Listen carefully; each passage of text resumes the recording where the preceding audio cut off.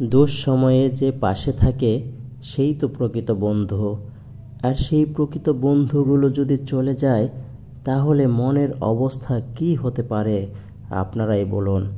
উপস্থিত আজকের বিদায়ী অনুষ্ঠানের সম্মানিত সভাপতি সাহেব, উপস্থিত আমাদের সবার প্রাণের বিদ্যালয় এবং এই বিদ্যালয়ের প্রাণপ্রিয় প্রধান শিক্ষক সাহেব, উপস্থিত আজকের অনুষ্ঠানের প্রধান অতিথি, উপস্থিত আছেন অত্র বিদ্যালয়ের সকল শিক্ষক শিক্ষিকাবর্গ, উপস্থিত আমন্ত্রিত নিমন্ত্রিত সকল অতিথিবৃন্দ, উপস্থিত অভিভাবক অভিভাবিকাবৃন্দ, উপস্থিত আছেন অত্র স্কুলের ম্যানেজিং কমিটির সদস্যবৃন্দ, উপস্থিত আছেন গ্রামবাসী, উপস্থিত বিভিন্ন জায়গা থেকে দূর দূরান্ত হতে আগত দর্শকবৃন্দ এবং উপস্থিত আছেন অত্র বিদ্যালয়ের সমস্ত ছাত্রছাত্রী, বিশেষ করে আজকে যারা বিদায় নিয়ে চলে যাবে বড় ভাই ও বোনেরা, সকলের প্রতি আমার সশ্রদ্ধ সালাম,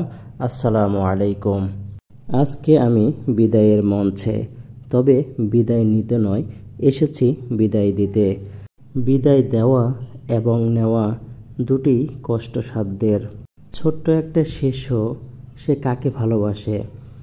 যে তাকে ভালোবেসে চকলেট এনে দেয়, যে তাকে ভালোবেসে কোলে নেয়, যে তাকে ভালোবেসে গল্প শোনায়, যে তাকে ভালোবেসে এদিক সেদিক ঘুরিয়ে বেড়ায়, এগুলোই তো বাচ্চারা বেশি পছন্দ করে। যারা ছোট্ট শিশুর সাথে এগুলো করে, ওই ছোট্ট শিশুটা কখনোই তাকে ভুলতে পারে না।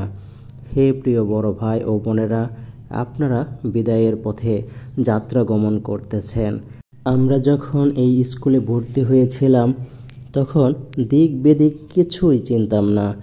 শুধু মনে হতো কেমন একটা পরিবেশে চলে আসলাম। আগেই তো ভালো ছিলাম, প্রাইমারিতে ছিলাম, কতই না ভালো ছিলাম, কেমন একটা পরিবেশে আসলাম। ঠিক তখনই আপনাদের হাত আমাদের মাথার উপরে ছিল এবং আপনারা আমাদেরকে বোঝাইতেন, আপনারা আমাদের সাথে অনেক মজার মজার গল্প বলতেন এবং এই স্কুলের সম্পর্কে, এই পরিবেশ সম্পর্কে আমাদের ধারণা দিতেন এবং এটাও বলতেন গণিতের স্যার কিন্তু খুব কড়া, ইংরেজির স্যার পড়া না পারলে কিন্তু খুব পিটায়। কোন টিচার কীরকম সব ধারণা আমাদেরকে আগে থেকেই দিতেন। আমাদের মন খারাপ হলে কিছু একটা খাওয়াতেন, গল্প বলতেন, এদিক সেদিক ঘোরাতেন। আপনাদের হাত ধরেই আস্তে আস্তে বড় হতে লাগলাম। আপনাদের শেখানো পথে, আপনাদের দেখানো পথেই চলতে থাকলাম। আস্তে আস্তে আমরাও বড় হয়েছি। ভাবতেছি আপনাদের সম্মান করা দরকার, শ্রদ্ধা করা দরকার। হয়তো আপনাদের সাথে বন্ধুর মতো মিশেছি, অনেক সময় খারাপ আচরণ করেছি। এগুলো ভেবে যখনই চিন্তা করেছি আপনাদের সাথে এখন থেকে খুব ভালো ব্যবহার করতে হবে, ঠিক সেই মুহূর্তেই আপনাদের বিদায়ের ডাক এসে গেল। হে প্রিয় ভাই ও বোনেরা, আপনারা আমাদেরকে মাফ করে দিয়েন। আপনাদের জন্য আমরা প্রাণ ভরে দোয়া করি আপনারা জীবনে সফল হন, ভালো একটা কিছু করে দেশ ও দশের দায়িত্ব নেন। আপনাদের মঙ্গল কামনা করে আমি আমার বক্তব্য এখানেই শেষ করছি। আল্লাহ হাফেজ।